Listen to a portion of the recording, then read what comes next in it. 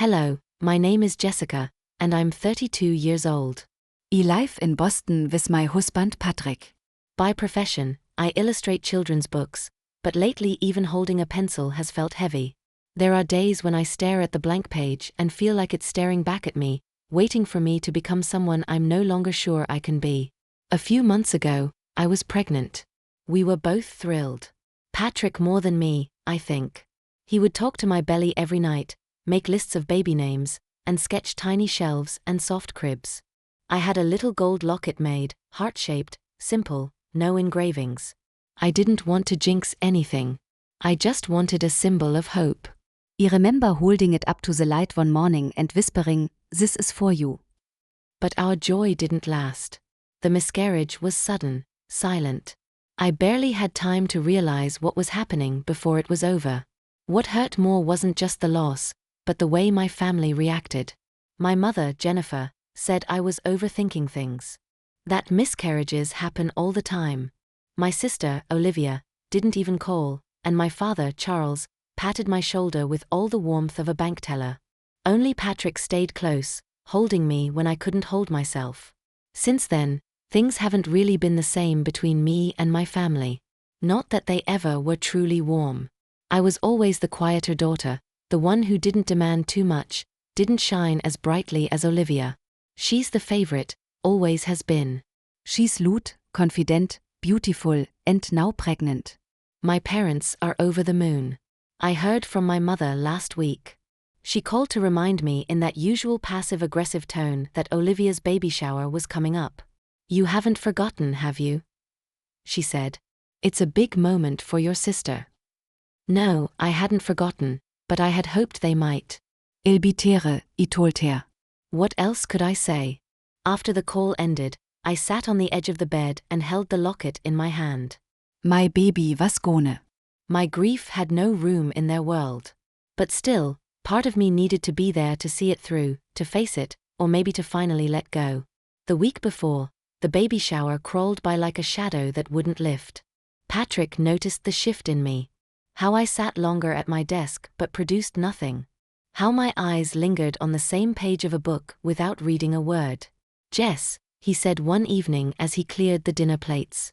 "You don't have to go if it hurts too much." I looked up from my untouched pasta and gave a faint smile. "They'll say I'm selfish, that I'm trying to make it about me." "You're allowed to protect yourself," he said gently, setting the dishes down. "You don't owe them your pain." He was right. But that was never how things worked with my family. I was always the one who made peace, who showed up even when I was falling apart inside. Olivia never had to try. She was always their pride and I was their reminder of everything less than. 2 days before the party, I got another call. This time for my motor. "Just wanted to make sure you're still helping with the decorations," she said in that clipped voice of hers. "You're good at that kind of thing, aren't you?" I bit the inside of my cheek. "I've been busy with work, but I'll do what I can." "I checked your schedule with Patrick. He said, you're free." I froze. Of course, she'd asked him. Patrick was too polite to push back, but I could feel the tension in his voice later when he said, "I'm sorry. I didn't think she'd use it against you." "It's fine," I told him, though it wasn't. That night, I reached into my drawer and ran my fingers over the smooth gold surface of the heart-shaped locket. I had tucked it away after the miscarriage, unable to look at it for weeks. But lately, I found myself holding it again, not with hope this time, but with a kind of quiet defiance. They didn't get to decide how I grieved. The next morning, just when I thought I couldn't take another ounce of emotional weight, my phone lit up with a name that brought relief. Elena, my father's older sister, a quiet, observant woman with sharp eyes and a warm heart. She lived in Vermont, but called often more than my own parents. "I'll be in Boston this weekend," she said. "Would it be all right if I stayed with you?" I exhaled. Yes, please. Her visit would be the one thing keeping me grounded. I needed someone in my corner, and Eleanor had always been quietly, fiercely mine.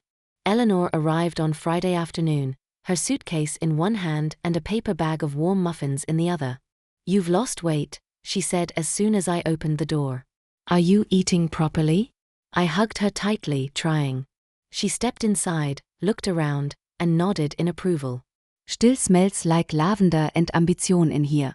We settled in the living room with tea and muffins, and for the first time in weeks, I felt my shoulders drop.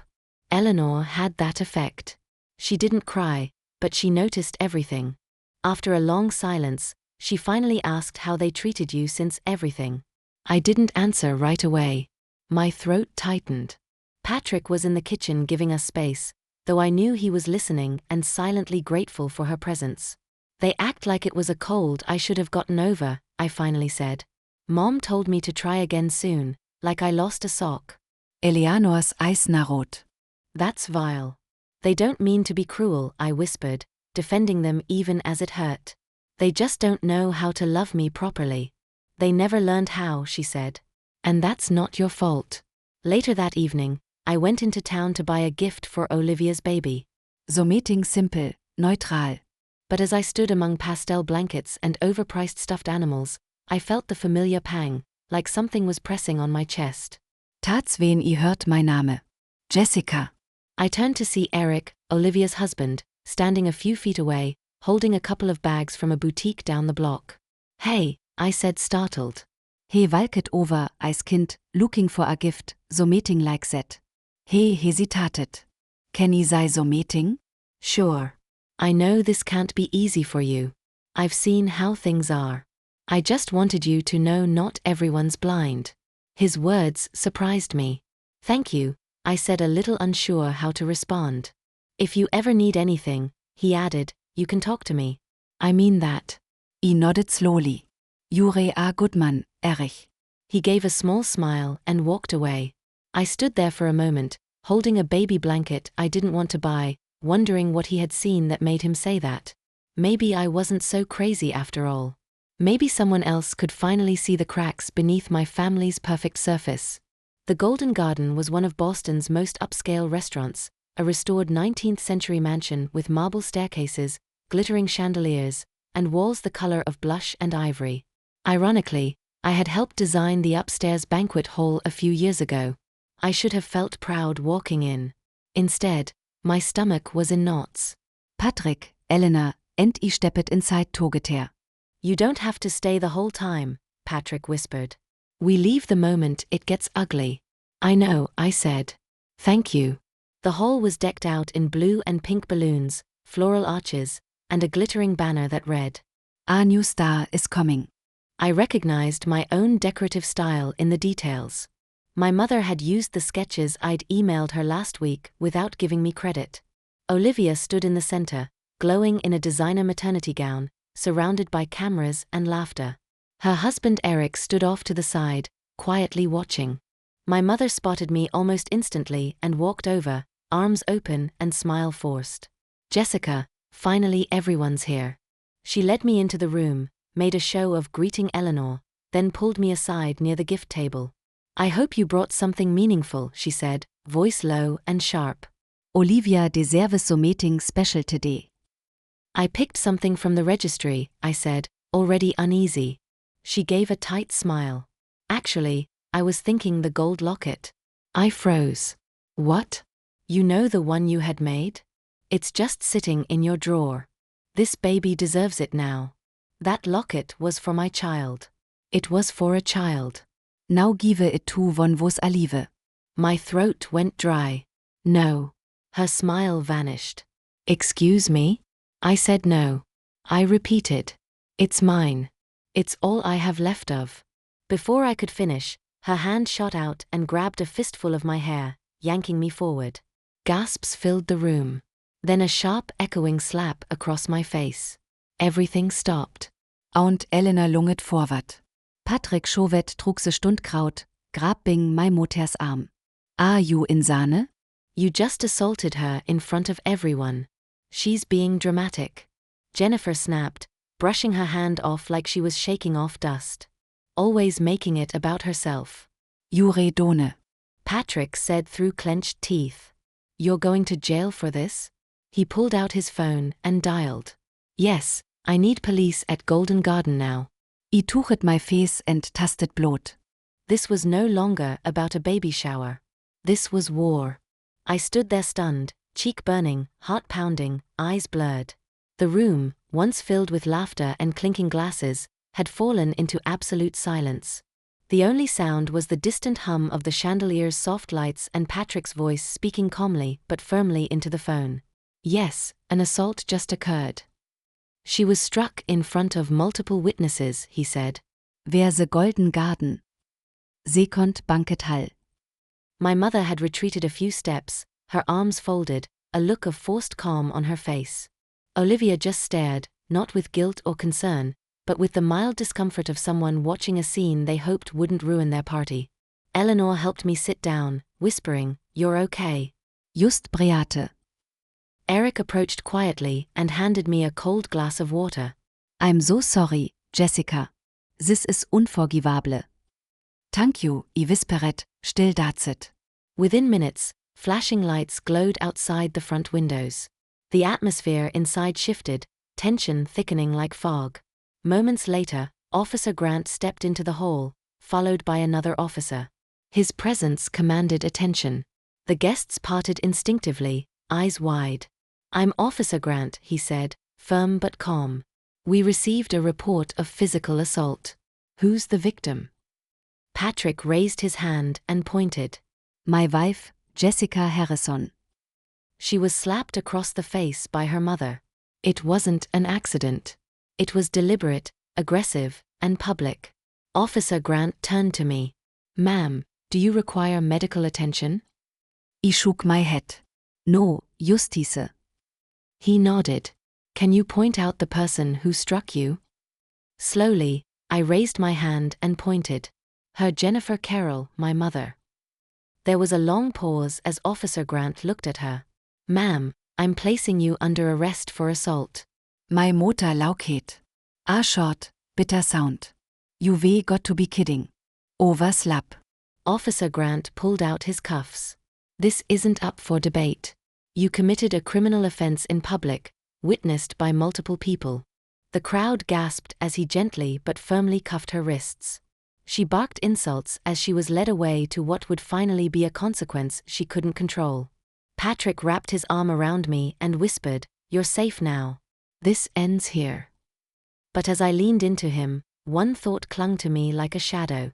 This slap wasn't the only thing they had done to me. There were deeper scars, ones that hadn't been seen yet. The next morning, I sat in the quiet office of Samantha Reed, a seasoned family attorney whose calm voice was matched only by the sharp focus in her eyes. Patrick sat beside me, his fingers laced with mine. "Assault is just the surface," he told her. "We want to file formal charges, and there may be more." Samantha nodded. I savais the footage. The restaurant security cameras captured everything. That alone is enough to press charges. But you mentioned something deeper. I hesitated, then spoke the words that had haunted me for months. "I lost my baby a few months ago. I thought it was natural, but something never felt right." Samantha leaned forward. "Go on." Before I could answer, there was a knock at the door. To my surprise, it was Eric, Olivia's husband. "I'm sorry to interrupt," he said, stepping in. "But I need to speak." This can't stay hidden anymore. Samantha nodded and gestured for him to sit. He looked at me, his expression heavy with guilt. "Jessica, I didn't know how to bring this up before, but I've known something for a while, and after yesterday, I can't stay quiet." My chest tightened. "What are you talking about?" He reached into his bag and pulled out a folder. Inside were screenshots of text messages, pharmacy receipts, and a few handwritten notes. "I found these on Olivia's phone," he said. "Months ago, around the time you announced your pregnancy. She and your mother were furious. Not on the surface, but behind closed doors. They said you weren't meant to have the first child. That it should have been Olivia." I stared at the pages in disbelief. They bought supplements, herbal at first, but eventually prescription meds. Your mother told Olivia she had slipped them into your tea during that lunch at her place. The same week you lost the baby. The air left my lungs. Samantha took the folder, her voice calm, but hard. "This is attempted fetal harm, possibly premeditated miscarriage. We'll add these to the case immediately." Eric nodded, clearly shaken. I've been building up the courage to do this for months. But after what I saw yesterday, I couldn't live with myself if I stayed silent. Patrick squeezed my hand. I could barely speak. Thank you, I whispered. Thank you for telling me. As Samantha made notes, I realized something sharp and painful. They hadn't just taken my dignity. They had taken my child. But now I would take everything back. The courtroom was cold, not in temperature, but in tone. Neutral walls, sharp lines, and voices that held weight without emotion. I satt beside Samantha, my hands clenched in my lap, Patrick on the other side. Across the aisle sat the people I once called family. My mother, Jennifer, wore a forced expression of composure, lips pressed into a flat line. My father, Charles, avoided my gaze entirely. Olivia, though handcuffed like the others, seemed more irritated than ashamed, as if the trial were an inconvenience to her glowing narrative. The judge entered, and everyone stood. What followed was a long day of evidence, arguments, and revelations that peeled back every layer of deceit. Samantha was masterful, calm, precise, and deeply prepared. She submitted the restaurant security footage, showing the public assault in crystal clarity.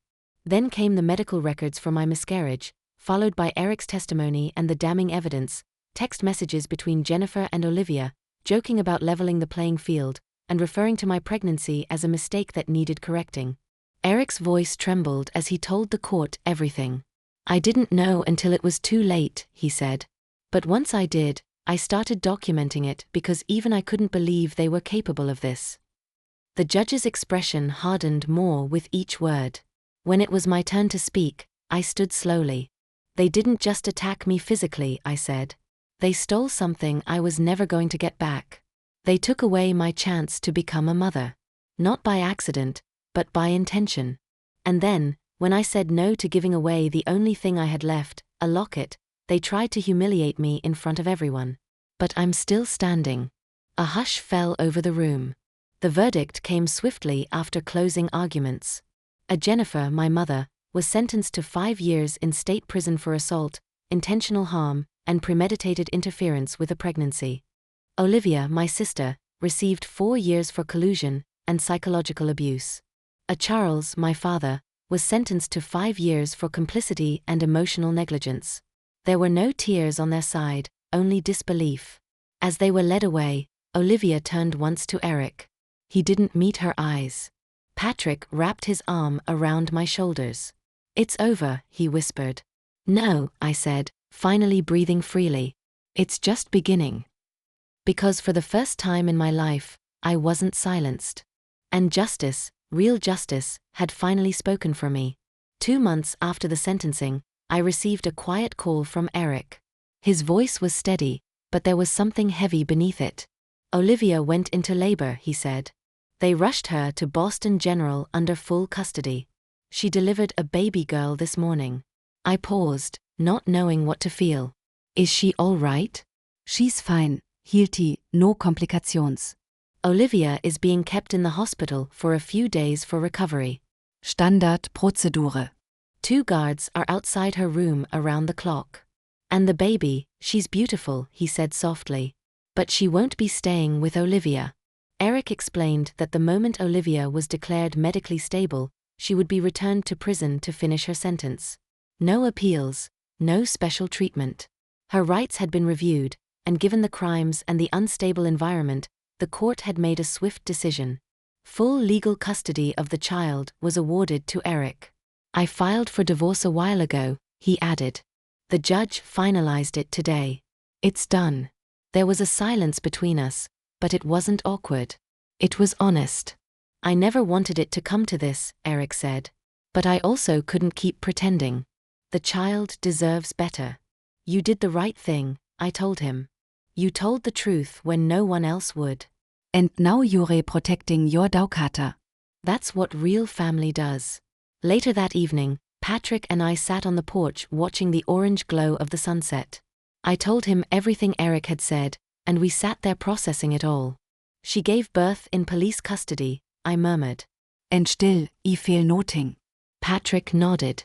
You don't have to. She never gave you a reason to. I looked down at the locket resting in my palm. That small heart-shaped gold piece had once symbolized everything I hoped to become. Now it represented everything I had survived. She took something from me, I whispered. But she doesn't get to keep taking. No, Patrick Said. She won't. In the days that followed, Eric sent us a photo of the baby. A tiny swaddled bundle with bright eyes and a soft cap. Her name is Grace, he wrote. And she'll never know what her mother did. Only that she is loved. For the first time in a long while, I believed it. Not all beginnings are clean. But some come after we've lost everything, and they still count. Spring returned to Boston with its usual promise. Magnolias blooming along the sidewalks, cafe windows thrown open, and sunlight that lingered just a little longer each evening. The wounds of the past winter were still healing. But life, in its quiet insistence, kept moving forward. One Saturday afternoon, as I was rearranging books on the living room shelf, the doorbell rang. Patrick was in the garden, and I called out, "I've got it."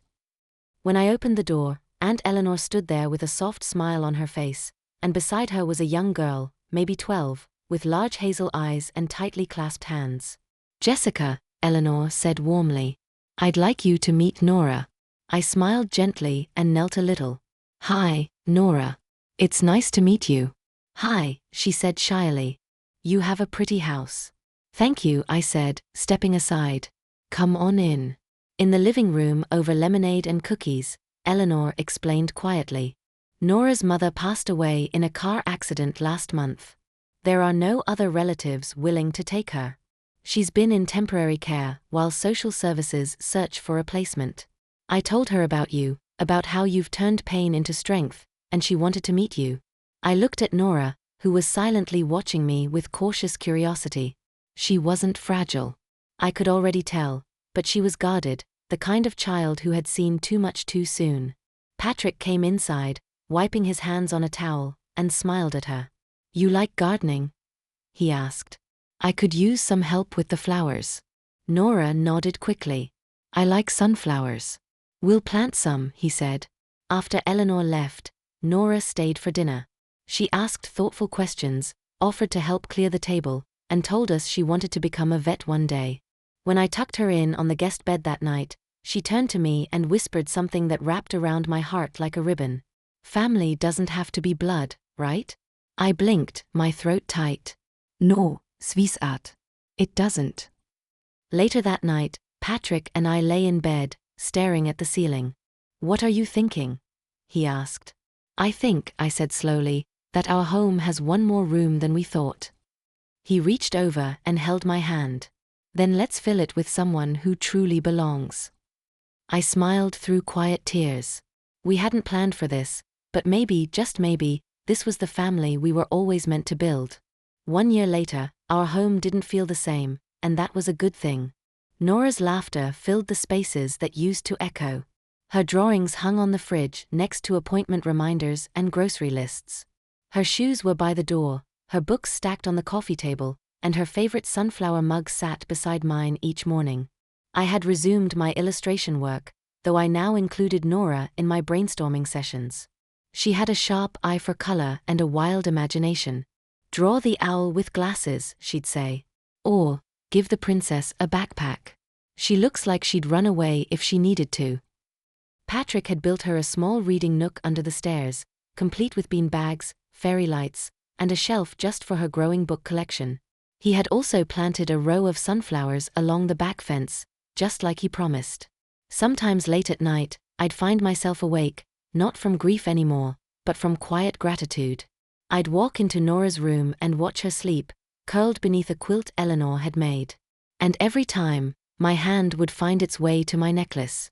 The locket was still there, still heart-shaped, still gold. It didn't hold grief anymore. It held memory and peace. Eric visited now and then with baby Grace, who was crawling and babbling and loved to tug at Patrick's beard. Eric had started a new chapter of his own, slowly rebuilding what had been broken, this time with honesty and purpose. As for my parents and Olivia, they were still serving their sentences.